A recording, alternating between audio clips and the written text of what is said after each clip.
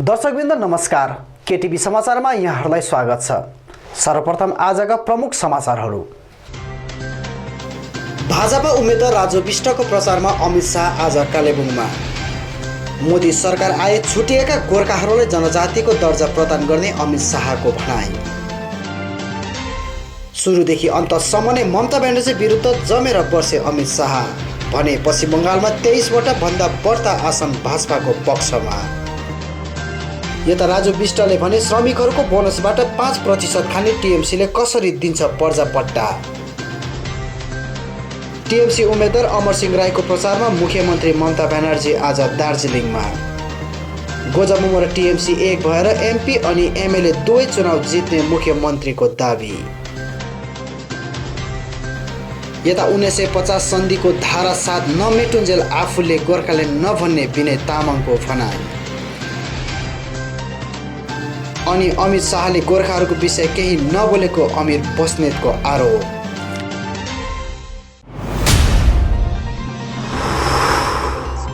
केटिभीको YouTube channel मार्फत दैनिक रूपमा KTV समाचार हेर्न हाम्रो च्यानल सब्स्क्राइब गर्न नभुल्नुहोला। सब्स्क्राइब गर्नको निम्ति यो सब्स्क्राइब बटनमा क्लिक गरेर छेउमा रहेको यो बेलको आइकनमा पनि क्लिक गर्नुहोला। अब तपाईले दैनिक रूपमा केटिभी समाचारको नोटिफिकेसन्स पाउनुहुनेछ।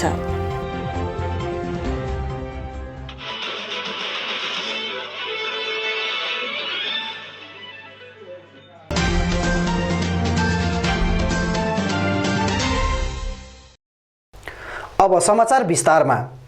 भाजपा राष्ट्रिय अध्यक्ष अमित शाहको उपस्थितिमा यहाँको होम्स स्थित रोनाल्डसे पार्कमा चुनावी जनसभा सम्पन्न भएको छ।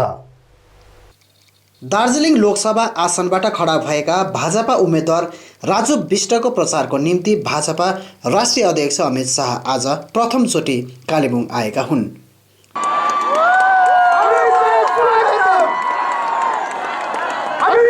दार्जिलिङ पहाडको राजनैतिक इतिहासमा पहिलोचोटि यसरी राष्ट्रिय स्तरका हेभीवेट नेता पहाड चढेका छन्। यहाँको होम्स स्थित रोनाल्डसे पार्कमा सम्पन्न विशाल चुनावी जनसभामा अमित शाहसितै राष्ट्रिय सचिव कैलाश विजयवर्गी, उम्मेद्वार राजु विष्ट, उत्तर बङ्गाल प्रभारी रतिन बोस, पश्चिम बङ्गाल प्रभारी अरविन्द मेनन, दार्जिलिङ प्रभारी मनोज देवान, गोर्खा राष्ट्रिय मुक्ति मोर्चा अध्यक्ष मन घिसिङ, प्रवक्ता निरज जिम्बा, गोजामुमो विमल पन्थी, प्रवक्ता बिपी बजगाई, कालेबुङ विधायक सरिता राई, दावा पाखरिन, लोप्साङ लामा, सिपिआरएमबाट किशोर प्रधान, अबागोली, महासचिव प्रताप खाती लगायत अन्य प्रतिनिधिहरू उपस्थित रहेका थिए।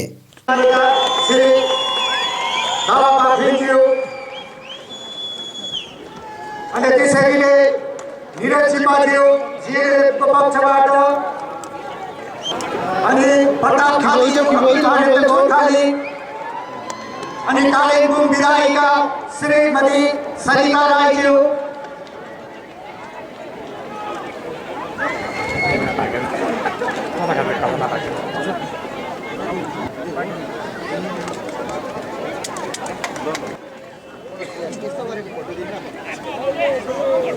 बुझ्दो रहेछ देखो हाम्रो कालेबुङका चेयरम्यान श्री राईज्यू, सिपिआरएमको पक्षबाट जेली राईज्यू र त्यसैले चेयरम्यानको पक्षबाट अनि समिति मुक्ति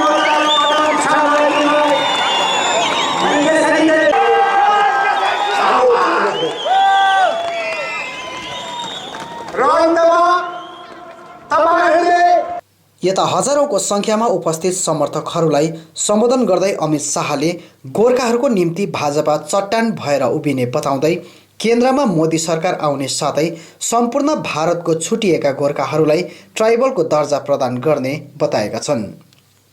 सुभाष घिसिङ जी से लेकर आज तक आप लोगों ने जो संघर्ष किया है, जो बलिदान दिया है, जो यातनाएं उठाई है, जो वेदनाएं उठाई है, ये सारी यातनाओं, वेदना और संघर्ष का अंत 26 मई को होने वाला है। 26 मई को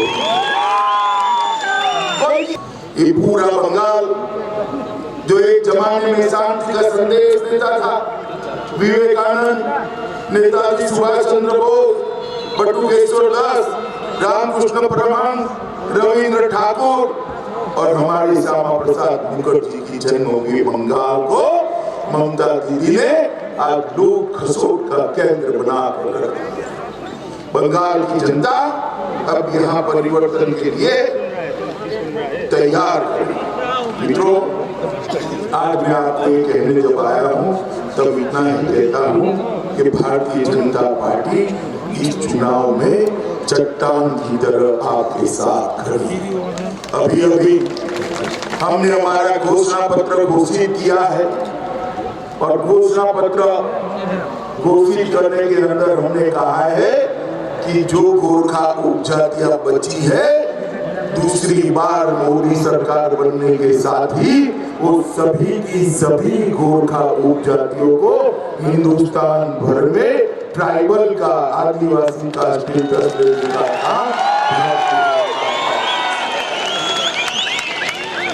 यसरी नै जनसभालाई बिपी बजगाई, विष्णु छेत्री, निरज जिम्बा, दावा पाखरिन, सरिता राई, लोप्साङ लामा आदिले पनि सम्बोधन राख्दै भाजपा उम्मेद्वार राजु बिष्टलाई विपुल मतले विजयी बनाउने अपिल गरेका छन्। जनसभापछि अमित शाहले पूर्व नगर पार्षद स्वर्ग वरुण भुजेलका परिवारसित भेट गर्दै उनले भुजेलकी आमा अनि पत्नीलाई खदा अर्पण गरेका छन्।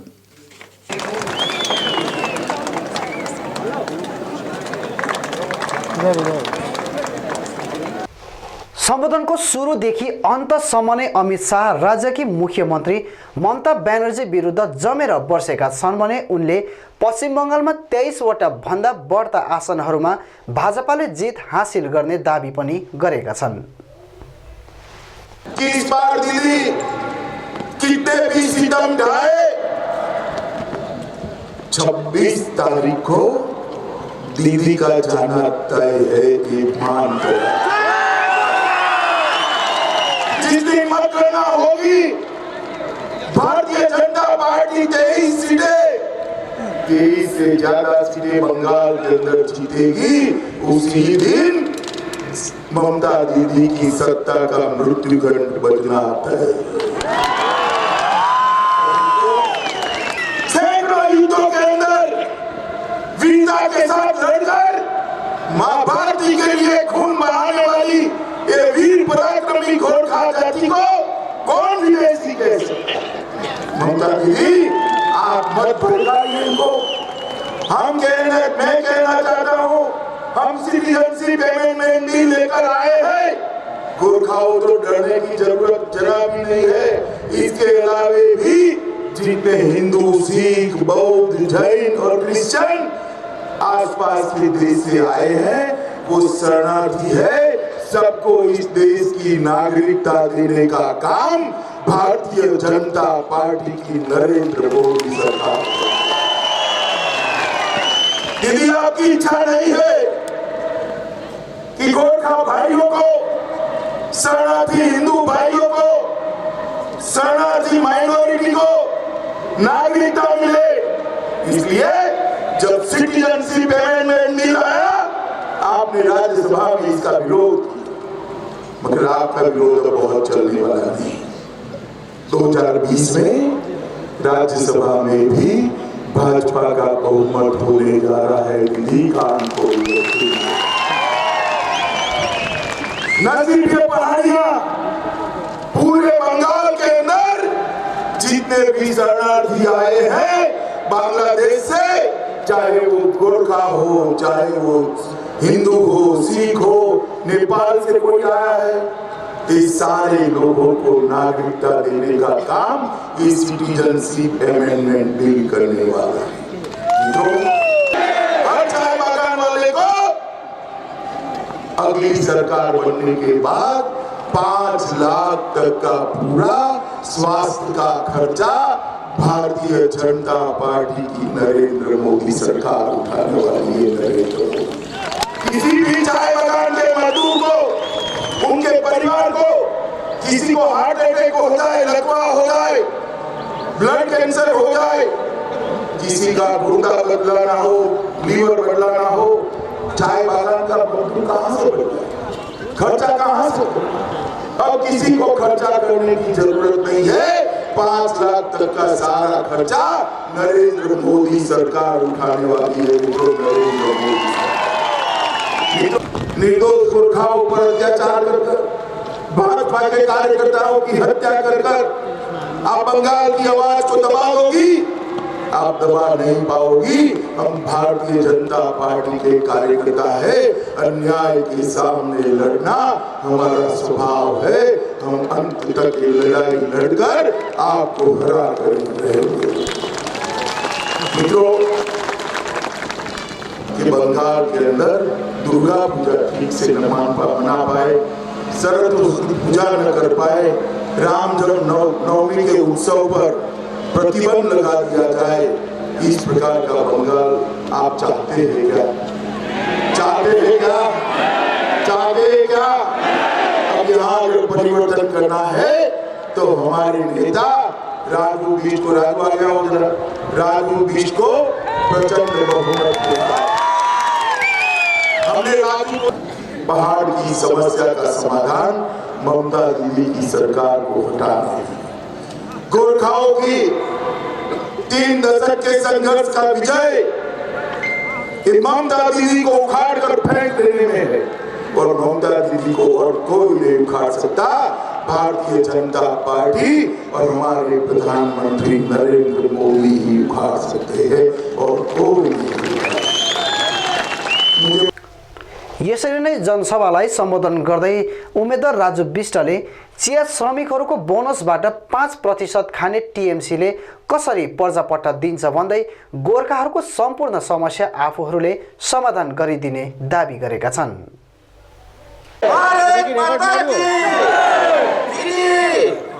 तपाईले गराउन एउटा 30 गोर्खाको छोरो आज यहाँ तपाईहरुको बीचमा आउँछ र तपाईलाई म चुनौती दिन्छु। यो पालि सिर्फ दार्जिलिङ मात्रै होइन, बंगालदेखि पनि 30 भन्दा ज्यादा सिट जिताएर जो बीजेपीले यो पालि यहाँ बंगालमा पनि कब्जा गर्दैछ। हामीका पूर्वजहरूले त्यो बगानमा चाय टिपिरहेका छन् र उनीहरूको जमिनको अधिकार पनि आज छैन। यो कुरा लिएर पनि म तपाईहरुको हकका लागि लडाईँ गर्नेछु।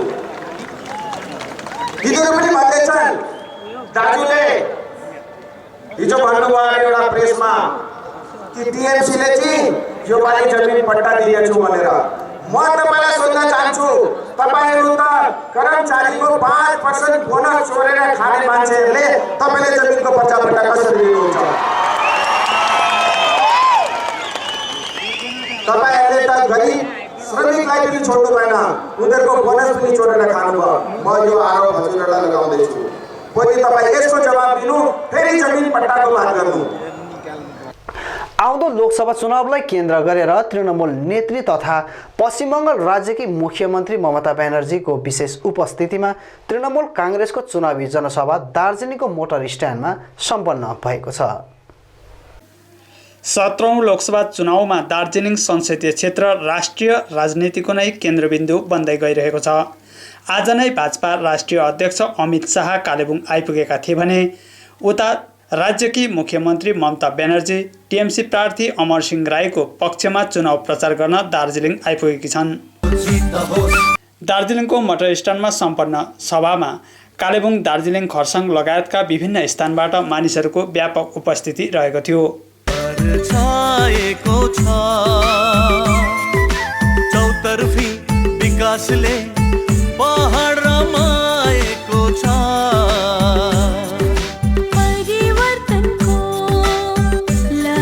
सभामा ममता ब्यानर्जीका साथै मन्त्री अरूप विश्वास, राज्यसभा सांसद शान्ता छेत्री, गोर्खा जनमुक्ति मोर्चा अध्यक्ष विनय तामाङ, महासचिव अनित थापा, तृणमूल प्रार्थी अमर सिंह राई, गोजामुमो उपाध्यक्ष सतीश पोखरेल लगायत गोजामुमो अनि तृणमूल काङ्ग्रेसका नेतृत्वहरूको उपस्थिति रहेको थियो।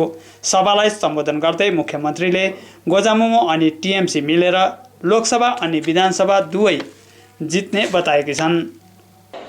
तृणमूल कांग्रेस और गोजामुमो को जो पार्टी है, एक साथ में हम एक साथ में काम करेंगे तो आगे बढ़ेंगे। हम एक साथ में काम करेंगे और मेरा को विश्वास है कि हम एमपी इलेक्शन में जीतेंगे, आप लोग एमएलए इलेक्शन में जीतेंगे।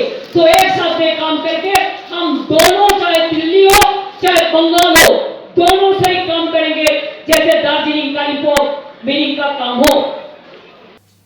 सभालाई मुख्यमन्त्रीका साथै गोजामुमो अध्यक्ष विनय तामाङ, राज्यसभा सांसद शान्ता छेत्री लगायत प्रार्थी अमरसिंह राई आदिले सम्बोधन गरेका थिए।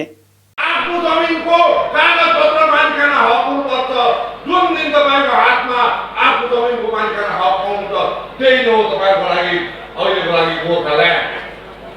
भूमिको कुरा गर्दाखेरि मलाई याद छ 5 वर्ष म्युनिसिपालिटीको चेयरम्यान भएर हामी हाम्रो मुख्यमन्त्रीसँग एउटा अन्डरस्ट्यान्डिङ गरेर यो रिसोर्ट ल्यान्ड म्युनिसिपालिटीको त्यसको प्रयोगकर्ता जो वास्तुशिल्प गर्छ उनीहरूको नाममा हुनुपर्छ भनेर हामी त्यो पहलमा गइरहेको छौँ। भाजपामाथि बर्सिँदै ममता ब्यानर्जीले चियावालादेखि चौकीदारसम्म पुगेका मोदीले नोटबन्दी गरेर केवल बैंकलाई डुबाउने काम गरेको बताएकी छन्। 3 दफे 4 दफे चीफ मिनिस्टर होने के बाद बोला हम चाय वाला है, चाय वाला है, तो अभी चाय का पत्ता कहाँ गया है? দুটো কুড়ি, দুটো পাতা একটা কুড়ি, এটাই আমার চায়ের গুড়ি। कहा गया है चाय वाला? अभी चाय को भी भूल गया, चाय पत्ती को भी भूल गया, अभी चाय वाला नहीं है। 5 साल के बाद कहते हैं हम अभी चौकीदार बन गया, चाय वाला से चौकीदार बन गया। अब जब चौकीदार का बात करते हैं तो लोगों ने आवाज देता है ये तो झूठा है। तो यूनिवर्सिटी देने का बात किया था, नहीं दिया, किसी को कुछ नहीं दिया, नोटबंदी करके बैंक को लूट लिया है। चौकीदार क्या है? चौकीदार क्या है? अरे जोर से तो बोलिए, दार्जिलिंग का भाई बहन का आवाज कितना जोर है, कितना जोर से आप कैसे क्या है? यंग जनरेशन बोलो, हमारा भाई बहन चौकीदार क्या है? हमारा माँ बहन जो है दार्जिलिंग का, ये बहुत काम करते हैं। आप लोग बोलो चौकीदार क्या है? चौकीदार क्या है? हम तो कहते हैं चौकीदार चोर भी है, झूठा। 40 हमारा सीआरपीएफ का जवान मारा गया पुलवामा में। हम लोग सब बोला सरकार के साथ है, हम जवान का साथ है। अभी कहते हैं उसको लिए वोट दो उनको, क्यों? न्यू जनरेशन पे कहते हैं क्यों? उनको तो मरना नहीं चाहिए था। आपका पास इंफॉर्मेशन पहले आ चुका था, इंटेलिजेंस ने आपको पहले इंफॉर्मेशन दिया था। इंफॉर्मेशन मिलने का बाद भी इतना जवान जो मर गया, इसका लिए आपका रिस्पॉन्सिबिलिटी है। आपने नहीं देखा, आपने उसको रक्षा नहीं किया। और अभी कहते हैं जवान के लिए वोट नहीं दीजिए। 5 साल बाद जवान का बात याद आया। सबसे ज्यादा टेररिज्म आपका टाइम में हुआ, 260% ज्यादा हुआ है। अनएम्प्लॉयमेंट हाईएस्ट 45 इयर्स में हुआ है आपका टाइम में। यसरी नै जनसभालाई सम्बोधन राख्दै मोर्चा अध्यक्ष विनय तामाङले आफूले अब गोर्खाल्यान्ड नभन्ने बताउँदै 1950 भारत नेपाल सन्धिको धारा 7 मेटिनुपर्ने माग गरेका छन्। जनतालाई उल्टा देखाएर गोर्खाल्यान्ड भनेर आफ्नो दोकान चलाइरहेको छ। तर आज म भन्छु, मैले यो कुरा गोर्खाल्यान्ड भन्दिनँ यो चुनावमा म, कारण मैले देखेँ 1950 सालको धारा 7 सन्धिको धारा 7 हटाएको हुनुपर्छ। यही कुरा मैले सुश्री ममता ब्यानर्जीलाई भनेको हो। यही कुरा मैले भन्दाखेरि हाम्रो आइडेन्टिटी क्राइसिस, हाम्रो सेफ्टी र सेक्युरिटीको कुरा आउँछ गोर्खाहरूको। भारतीय जनता पार्टीको जनसभामा राष्ट्रिय अध्यक्ष अमित शाहले गोर्खाको विषयमा केही उल्लेख नगरिएको गोर्खा जनमुक्ति मोर्चा जिल्ला युवा सचिव अमिर बस्नेतले आरोप लगाएका छन्। विशेष गरी आज कालेबुङको लागि एउटा ऐतिहासिक दिन नै थियो कि भारतीय जनता पार्टीका राष्ट्रिय अध्यक्ष अमित शाहजी कालेबुङ आउनुभएको थियो चुनाव प्रचार गर्नको लागि। र आज हुन त अब जनसभामा मान्छे धेर थिएन उहाँहरूको, तर पनि मान्छेलाई एउटा जान्ने उत्सुकता चाहिँ थियो कि राष्ट्रिय अध्यक्ष है बिजेपीको अमित शाहजीलाई हामीले टिभीमा मात्र देख्थ्यौँ र उहाँ कालिम्पोङमा आउँदाखेरि उहाँले के बोल्छ भन्ने कुरा चाहिँ सबैले सुन्न मन गरेका थिए र एकदम जिज्ञासा लिएर बसेका थिए। तर राष्ट्रिय अध्यक्ष अमित शाहजीले गोर्खाहरूको यतिका वर्षसम्मको सङ्घर्ष है, गोर्खाहरूले सोचेको चाहेको सपनाको विषयमा कुरा गर्न सक्नु भएन। अनि एकातिर भाजपाले हिजो अस्ति मात्रै एउटा घोषणापत्र निकाल्यो र त्यहाँनिर 2वटा मुद्दाहरूलाई समावेश गरिएको छ।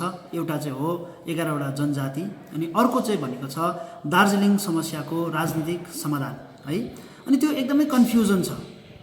एउटा त 11वटा जातलाई जनजाति बनाउनको लागि पश्चिम बङ्गाल सरकारले दुई पल्ट रिकमेन्डेसन गरेर पठाइसकेपछि पनि दिनु नसक्ने चाहिँ भारतीय जनता पार्टी हो। केन्द्रमा पूर्ण बहुमतको साथमा अघिल्लो 5 वर्ष बसे तापनि भारतीय जनता पार्टीले 11वटा जातलाई जनजाति बनाउन सकेन।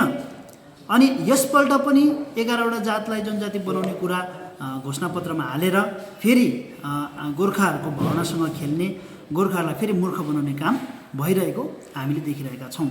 अर्को कुरा, दार्जिलिङ समस्याको राजनैतिक समाधान गर्छु चाहिँ भनेको छ, तर के हो राजनैतिक समाधान चाहिँ त्यो स्पष्ट पारेकै छैन। आज हामीलाई यो जान्नु थियो कि राष्ट्र अध्यक्ष आउनुहुँदै थियो है, पोलिसी मेकिङको हेड हुनुहुन्छ उहाँले चाहिँ केही न केही बताउनुहुन्छ। त्यो राजनीतिक सल्युसन चाहिँ, पोलिटिकल सल्युसन चाहिँ के हो त्यो माथि चाहिँ उहाँले प्रकाश पार्नुहुन्छ, त्यो माथि स्पष्ट पार्नुहुन्छ भनेर हामी सुन्नलाई पर्खेर बसेका थियौँ। जुन कुरा उहाँले स्पष्ट पार्नु भएन, न एक शब्द पनि बोल्नुभयो। यो 2टा विषय जुन चाहिँ घोषणापत्रमा उठाएको 2टा बुँदा छ त्यो माथि एक शब्द पनि नबोलिकन उहाँ यहाँबाट जानुभयो। र यो राजनीतिक सल्युसन के हो है, पोलिटिकल सल्युसन के हो, यो राज्यभित्रको सल्युसन हो कि राज्य बाहिरको सल्युसन हो, यो पनि स्पष्ट छैन है। अनि राज्यभित्रको सल्युसन हो भने कसरी दिने है, राज्यको दायराभित्र पर्छ कि केन्द्रको दायराभित्र पर्छ त्यो पनि स्पष्ट पार्न सकेन। र यो पालि पनि भारतीय जनता पार्टीले गोर्खाहरूलाई राज्यको विरुद्धमा उक्साएर एउटा भावनात्मक बनाएर अनि यो इलेक्सन जित्ने र यो लोकसभा चुनाव हत्याउने, यो सिटलाई हत्याउने प्रयास मात्रै गरेको आजको सभामा स्पष्ट भएको छ। एक ठाउँमा एनआरसीको कुरा गर्नुभयो, एनआरसीले गोर्खाहरूलाई छुँदैन त भन्नुभयो, तर उहाँले एउटा ठाउँमा यस्तो पनि भन्नुभयो कि नेपालबाट आउनेहरूलाई हामी सिटिजनसिप दिन्छौँ। को नेपालबाट आएको छ यहाँनिर है, हामी एउटा प्रश्न गर्न सक्छौँ, कसलाई इङ्कित गरेर चाहिँ नेपालबाट आएको भनेर भन्नु खोजेको है। हिजो अस्ति मात्रै पनि हामीले बनाएर पठाएको सांसद एसएस आलुवालियाज्यूले अन्तमा आएर भूमिपुत्रको माग गर्नेहरू नेपालको हो अथवा विदेशी हो भनेर उहाँले लालछना लाउनुभयो। आज पनि इन्डाइरेक्टली उहाँले नेपालबाट आउनेहरूलाई, शरणार्थीहरूलाई हामी भारतीय जनता पार्टीले सिटिजनसिप दिन्छ भनेर कसलाई इङ्गित गरेको है। अनि उहाँले यो ठाउँको इतिहासलाई राम्रोसँगले बुझेर मात्रै यस्तो खालको बयान दिनुपर्छ भन्ने हामी माग गर्छौँ। अनि हामी चाहिँ भूमिसँगै कसरी भारतमा गाभिएका छौँ त्यो कुरा चाहिँ उहाँले बुझेर मात्रै भनिदिएको असल हुन्छ है, हामी यस्तो माग गर्छौँ। अनि सँगसँगै हामीले जुन आशा राखेका थियौँ, गोर्खाहरूले जुन आशा राखेको थियो कि बिजेपी भारतीय जनता पार्टीलाई 10 वर्ष दिएर देशमा भारतीय जनता पार्टीलाई गोर्खाहरूले आफ्नो गार्जियन सम्झेको थियो है, उहाँले न्याय दिन्छ भन्ने सम्झेको थियो। तर बङ्गालमा राजनीति गर्ने उद्देश्य उहाँहरूको, बङ्गालको सत्तालाई, राज्यको सत्तालाई हत्याउने उहाँहरूको प्रयासमा गोर्खाहरू काहीँ न काहीँ हराएको, गोर्खाहरूको मुद्दा हराएको, गोर्खाहरू चाहिँ उहाँहरूको प्लानमै नभएको, गोर्खाहरूको जुन चाहिँ मुद्दा छ उहाँहरूले त्यो विषयमा चाहिँ सिरियसली नसोचेको कुरा चाहिँ आज अमित शाह राष्ट्रिय अध्यक्ष उहाँको वक्तव्यबाट स्पष्ट भएको छ।